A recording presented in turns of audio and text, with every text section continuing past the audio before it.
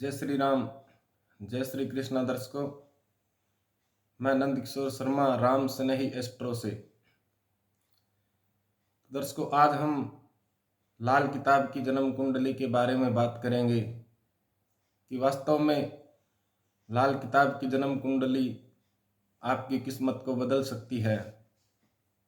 क्योंकि दर्शकों, हमारे इर्द गिर्द जो वस्तुएं, व्यक्ति, कारोबार, रिश्तेदार, पेड़ पौधे, जीव जंतु, इन सभी के अंदर किसी न किसी प्रकार के ग्रह की एनर्जी व्याप्त रहती है और वही एनर्जी हमें सकारात्मक या नकारात्मक ऊर्जा देती है।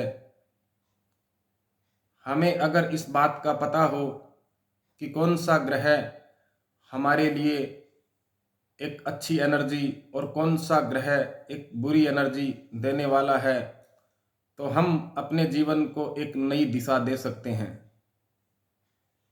दर्शकों,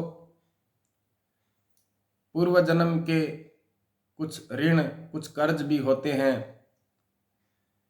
जो हर जन्म हमारा एक साये की तरह पीछा करते हैं। जैसे भीष्म पितामह को बाणों की सैया मिली थी और चिड़ीमार जाति आज भी चिड़ीमार के नाम से प्रसिद्ध है। कौवे का रंग आज भी काला है। ये सभी किसी न किसी प्रकार से श्रापित जातियां थी या श्रापित व्यक्ति थे, जिनका जीवन दर बदर श्रापित होने के कारण हर जन्म में उनको बुरा प्रभाव मिलता रहा। तो दर्शकों, सबसे पहले तो लाल किताब की जन्म कुंडली, अगर हमारे जीवन में पूर्व जन्म का कोई कर्ज है तो उस कर्ज से अवगत करा करके, और जब तक हम उस कर्ज का उपाय नहीं कर लेते तब तक दर्शकों अच्छे ग्रह भी अच्छा फल नहीं दे पाते। और उसके बाद शुभ ग्रहों की एनर्जी हमें एक अच्छा फल देती है, और इस बात का हमें तभी पता होता है जब हमारी लाल किताब की जन्म कुंडली हो। तो दर्शकों, जिनके पास अपनी जन्म तारीख ना हो, वो सामुद्रिक यानी हस्तरेखा से भी लाल किताब की जन्म कुंडली बनाई जा सकती है। आप अपने हाथ की रेखाएं अगर हमें देते हैं तो आपकी लाल किताब की जन्म कुंडली बनवा करके हमें इस बात का पता लगेगा कि कौन से घर में हमारे कौन सा ग्रह अच्छा या बुरा होकर के हमें अच्छे या बुरे फल दे रहा है। तो दर्शकों, किस्मत को बदलने का काम लाल किताब की जन्म कुंडली कैसे करती है, आइए हम उदाहरण के तौर पे कुछ बातें हम समझते हैं।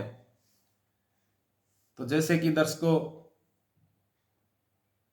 कुछ जन्म कुंडली के घर ऐसे होते हैं जिनमें अगर हमारे ग्रह बैठे हो और हम ऐसे कारोबार करें जिससे कि हमारा जीवन कर्ज में व्यतीत होता जाता है एवं जीवन भर प्रयास करने पर भी हमें असफलता ही मिलती है। जैसे कि अगर किसी भी इंसान की जन्म कुंडली के दूसरे घर में बृहस्पति हो, ऐसा व्यक्ति अगर मिट्टी का कारोबार करेगा तो सोना बनता जाएगा, परंतु अगर सोने का काम किया तो वह मिट्टी बना देगा। इसी प्रकार दर्शकों, अगर 8वें घर में शनि हो, उस व्यक्ति को कभी जीवन में होटल का व्यवसाय नहीं करना चाहिए।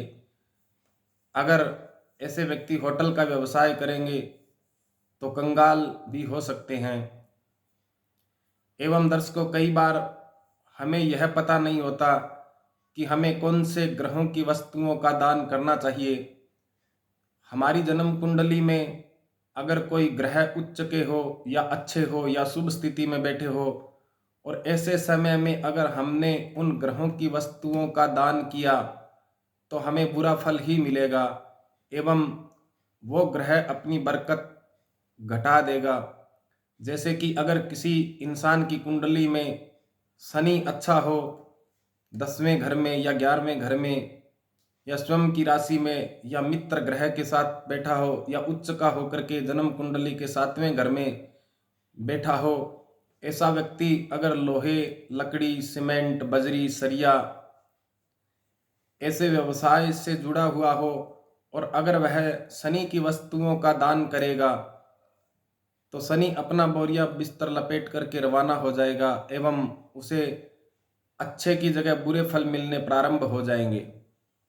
ऐसे ही दर्शकों, कुछ जन्म कुंडली में सावधानियां होती है, जैसे कि अगर किसी की जन्म कुंडली में 5वें घर में शनि हो या 10वें घर में शनि हो।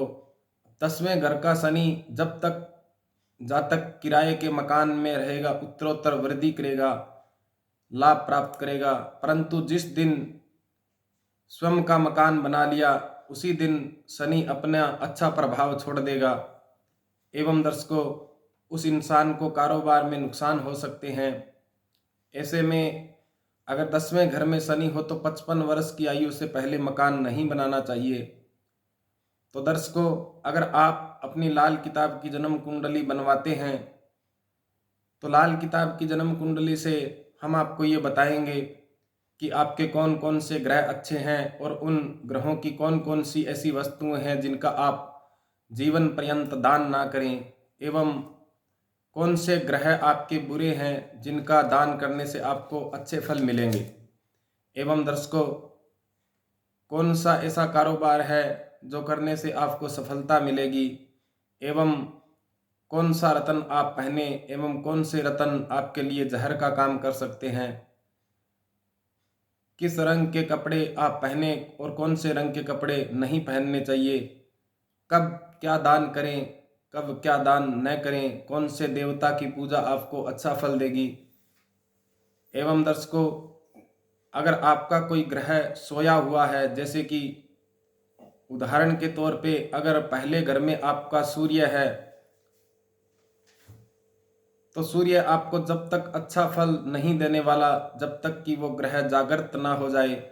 अब जन्म कुंडली के पहले घर में सूर्य हो तो 7वें घर को जमीन का कारक माना गया है। एवं अगर आप अपने घर में हेडपंप लगवाते हैं तो 7वें घर में चंद्र ग्रह एक्टिव होकर के आपको सूर्य पहले घर का अच्छा फल देने लगेगा। इसी प्रकार 10वें घर में जैसे कि मंगल ग्रह हो और चौथा घर अगर जन्म कुंडली का खाली हो तो ऐसे में दर्शकों, आप 10वें घर के ग्रह की वस्तुओं को जल प्रवाह करके जन्म कुंडली के चौथे घर को अगर एक्टिव करोगे तो आपके कर्म का घर यानी 10वां घर जागृत होकर के आपको अच्छे फल देने लगेगा। एवं दर्शकों, कई बार हम ट्राई करके देखते हैं कि हमें अच्छा कर्म करने पर भी, दान पुण्य या पूजा पाठ के कर्म करने पर भी बुरे फल मिलते हैं एवं हमारा जीवन परेशानियों से घिरा रहता है। तो ऐसे में दर्शकों, हमारी जन्म कुंडली में ऐसी सैकड़ों सावधानियां होती है जो कर्म हमें नहीं करने चाहिए। जैसे कि अगर चंद्रमा चौथे घर में हो, बृहस्पति 10वें घर में हो, ऐसे व्यक्ति अगर मंदिर का निर्माण करवाएंगे तो झूठे आरोप में जेल जा सकते हैं। एवं दर्शकों, बृहस्पति 10वें घर में हो, ऐसे इंसान जितनी ज़्यादा पूजा पाठ करेंगे उतने ही ज़्यादा परेशानी में उलझते जाएंगे। छठे या 7वें घर में बृहस्पति हो तो भी अगर ऐसे व्यक्ति जितनी ज़्यादा पूजा पाठ करेंगे उतने ही बुरे फल उनको ज़्यादा मिलेंगे। अगर दर्शकों शुक्र 9वें घर में हो तो उस स्थिति में आपको अनाज का दान कभी नहीं करना चाहिए। अगर अनाज का दान करेंगे तो आपकी बरकत घटेगी। एवं 8वें एवं 12वें भाव में परस्पर शत्रु ग्रह हो तो ऐसे में आपको मंदिर इत्यादि जगहों पर नहीं जाना चाहिए, घर में ही पूजा पाठ करें। अन्यथा जन्म कुंडली का जो दूसरा घर जिसको कि हम मंदिर कहते हैं, जब 8वें और 12वें भाव में परस्पर शत्रु ग्रह बैठे हो, ऐसे स्थिति में अगर आप कोई मंदिर, मस्जिद, गुरुद्वारा या चर्च जाते हैं तो ये दोनों ग्रह टकरा करके दूसरे घर को नुकसान पहुंचाएंगे, यानी आपको धन हानि होगी, परिवार में कलह का माहौल हो सकता है।